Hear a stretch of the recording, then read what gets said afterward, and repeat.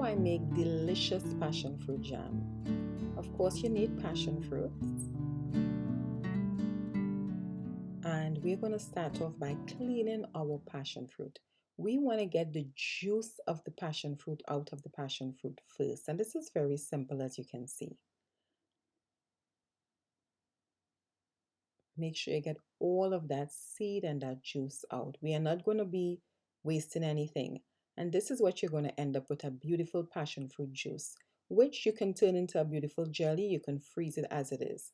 But we are going to be using the core of the passion fruit because this is going to give us the thickness that we are looking for in jam. So you just want to cover that lightly with some water. Make sure that it's kind of covered, not fully. This is a jar I had last year, and this is a jelly version, right? Make sure you pack all of that passion fruit in there. Cover that with the water for about 30 minutes on the stove. And this is what it's going to look like. Make sure to push any passion fruit pulp in the water, very important, so it's easy to come out.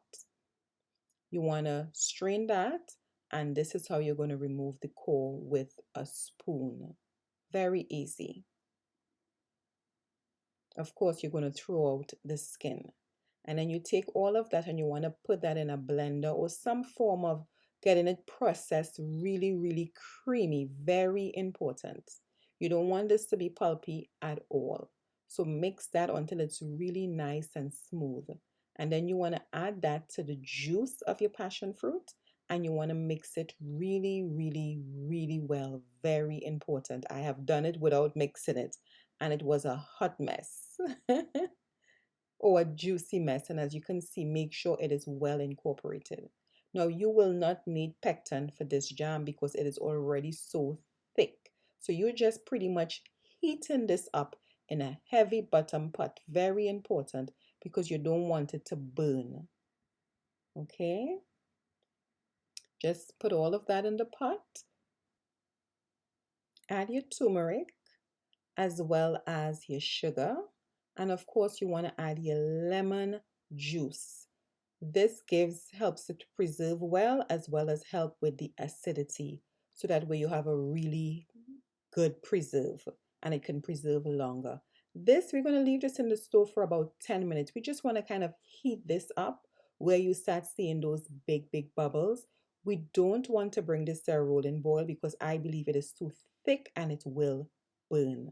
And that's it.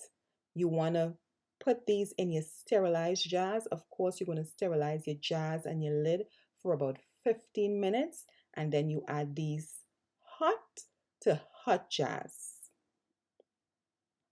Of course, try to debubble that. That way you remove any air bubbles. And that's what we are doing here, or what I am doing here.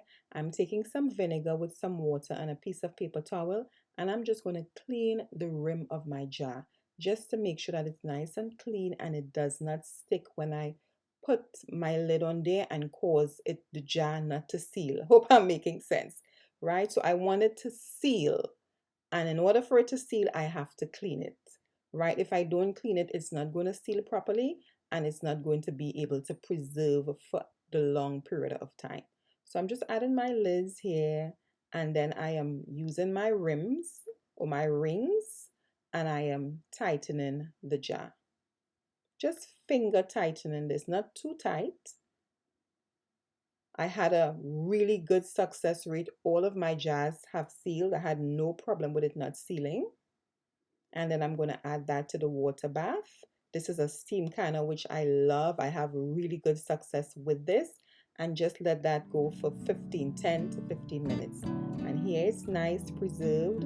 This is the consistency, and it is delicious. So this is a staple in my family home. We absolutely love this jam. My son loves it on waffle. I put it in salad dressing. We make a bacon, egg sandwich with this. Really delicious. And these are some other preserves. These are some more preserve I have to do, so stay tuned.